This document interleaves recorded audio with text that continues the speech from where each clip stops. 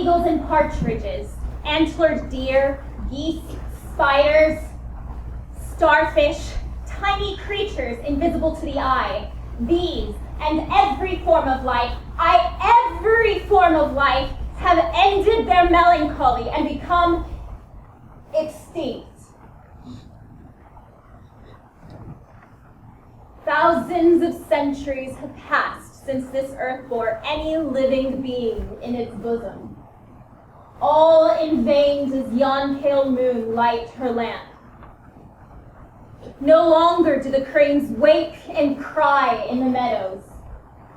The hum of the cockchafers is silent in the linden groves. All is cold, cold, cold. Empty, empty, empty. Terrible, terrible, terrible.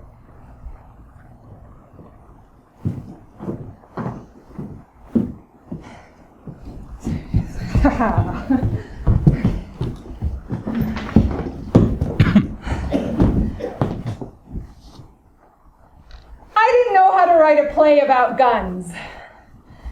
So I thought that it would be better for me to just talk directly with you all about it. Or at least that's my beginning idea. So can we get the house lights up, please?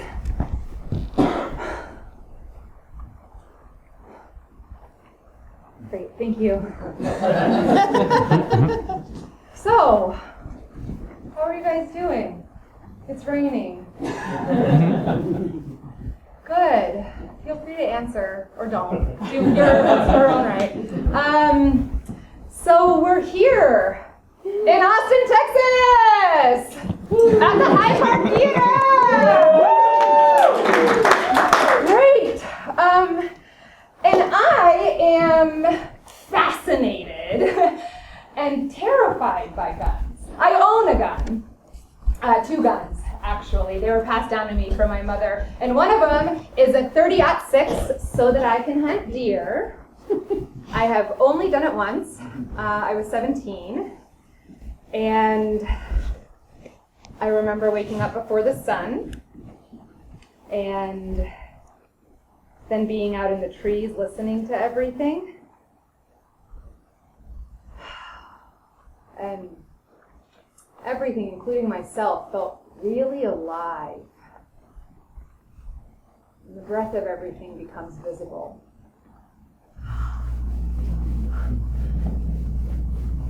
Tuned in, tapped in, you know. You can feel the deer arrive before you see them. I only got 1 shot off. I missed. But I felt that gunshot, that kick, you know, through all my body. I still feel that when I think about it. Have any of you guys hunted before? Yeah? Couple? Back there? Anybody over here? Yeah? Don't be shy. My name's Gwen, by the way. Nice, great.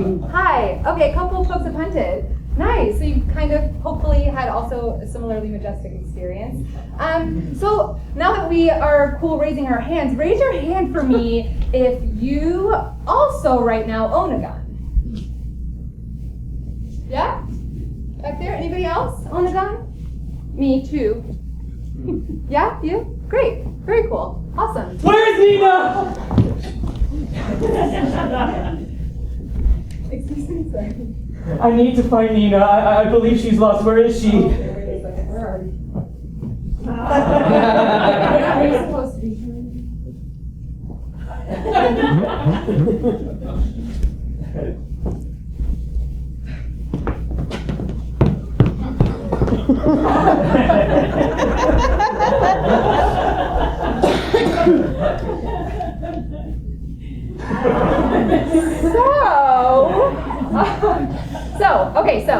So, raise your hand if you have a gun in your car in the parking lot. There's only so many, because there's only so many people who own guns. Great. So I asked because I learned recently that in Texas, you can keep a handgun in your car even without a license or a permit, unless you're in a gang.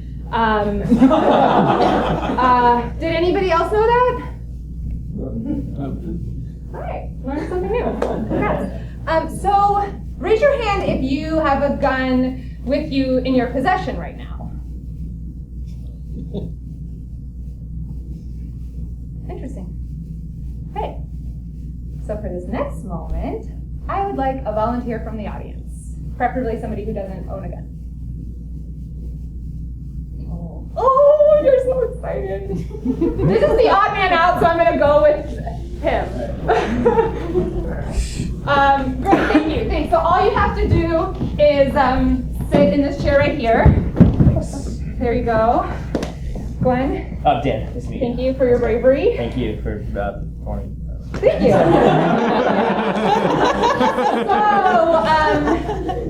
raise your hand if you know who Anton Chekhov is. Oh, man! Awesome, good. So, I mentioned Anton Chekhov, so who can tell me what I'm going to say next? Or guess something? Yeah. If there's a gun on the wall in the first act, that's a fire by the third act. Great, very, very good. The actual code is. There's a cue that has to happen. So if you present a gun in the first act of the play, it must go off by the end of the play. This is a 15-minute play.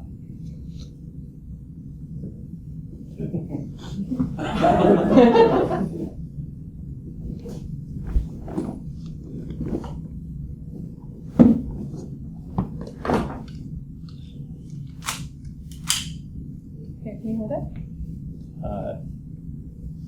Yeah, sure. Sorry, I get very nervous around guns.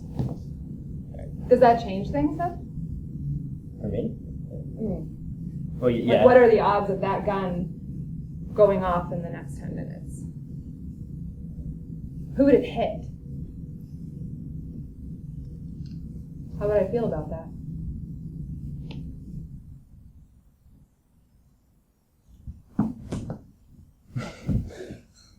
So I have 3 sisters.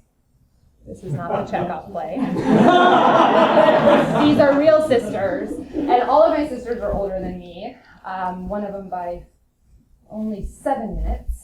And 2 of my sisters own guns. And my niece just got a gun for her 19th birthday. And this makes me uncomfortable. These are all handguns that my sister and my niece own. Handguns just like that one.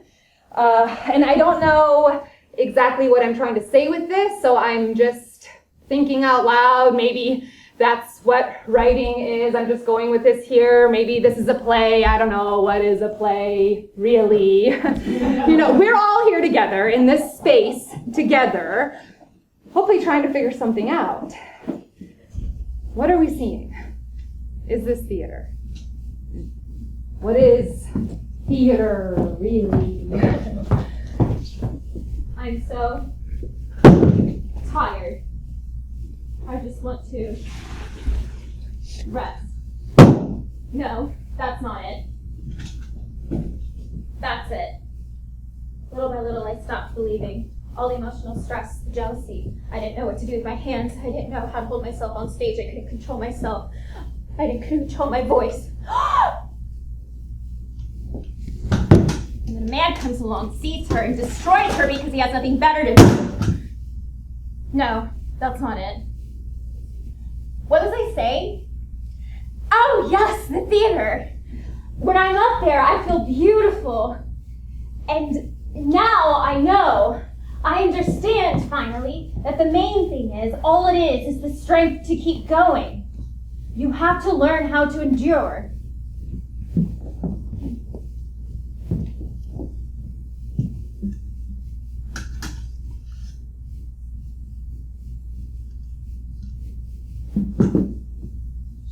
It's late. When I become a great actress, you'll come watch me act, won't you? You promise? It's late. It's late! tired. I'm hungry. I'd better go. Goodbye. No, don't follow me. It's not far from where the carriage is.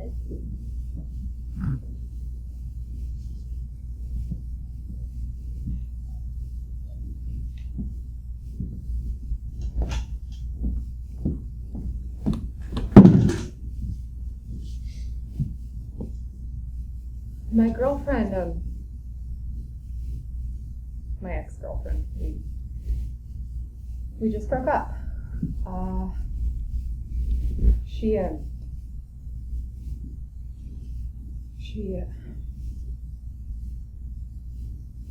Anyway, she traveled a lot in the 4 years that we shared our life together, Budapest in 2014 and Croatia and Italy in 2016. And we would Skype to try to close the distance. And we tried to,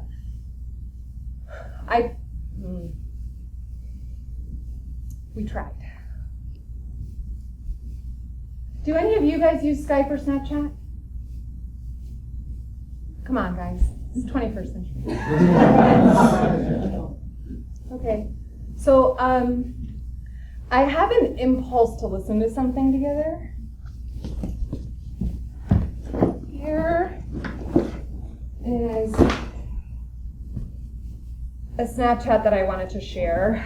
It's only 10 seconds long. All right. You are pretty. You're so fun. Just going over some of your videos.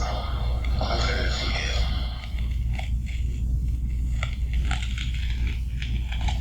Does anyone know what that is? You can answer. Yeah. I know because I don't see it. Right? No.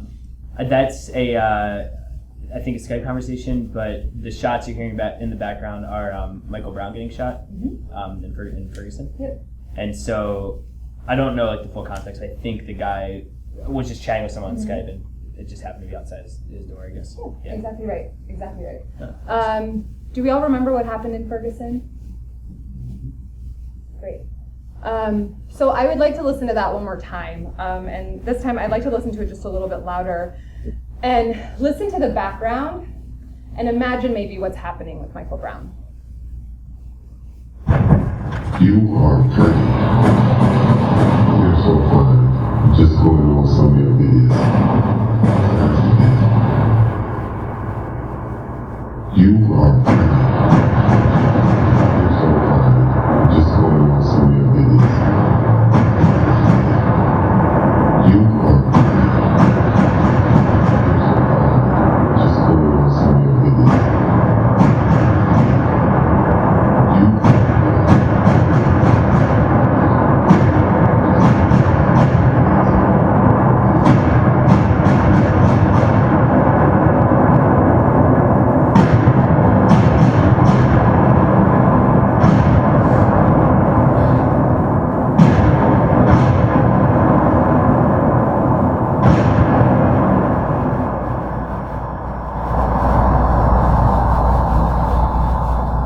What do we make of this? What does it mean?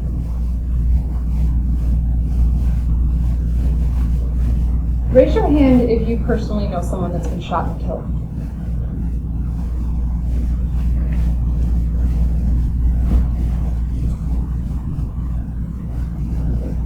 I'm very sorry.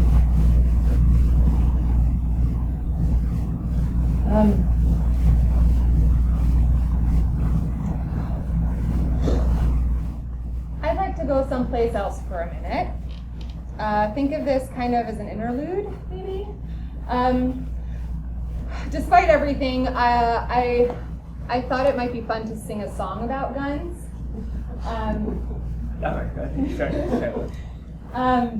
I don't know. That maybe that's inappropriate, and maybe it's okay for us to escape for a little while. I personally, I really love music, although I don't specifically know a lot of songs about guns. But how many of you know Marty Robbins? Okay, more than I expected, to be honest. So I found this really great Marty Robbins song, and like a lot of country western songs, it's a story song. And I wanted to share it with you all. And if you know it, our folks over here, feel free to sing along. In fact, I believe the lyrics are printed on the back of your program, so if the spirit moves you, by all means, let it move you. And it goes like this.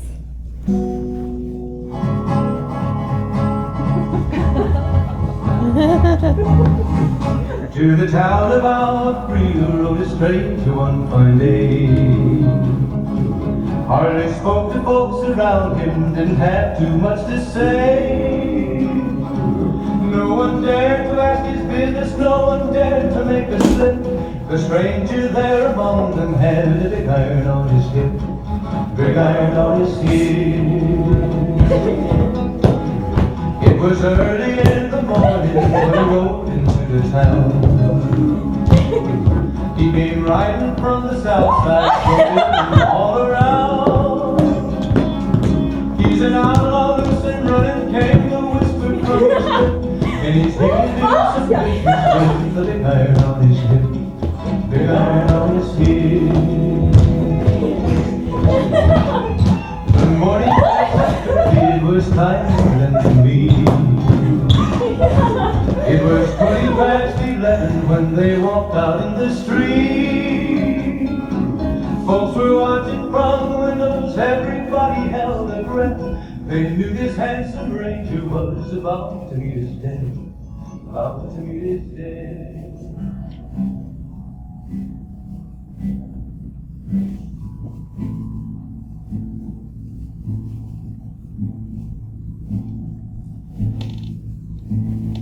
It was early in the morning, and the folks all gathered round.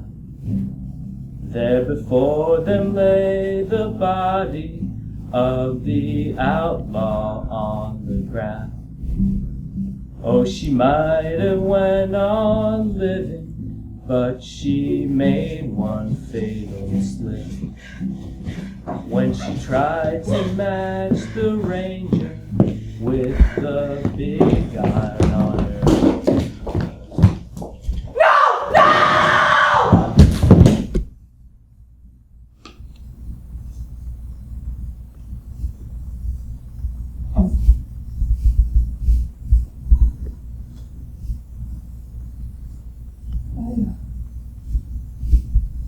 I wasn't expecting this. I'm very sorry. I wasn't expecting this. I don't know what else to say.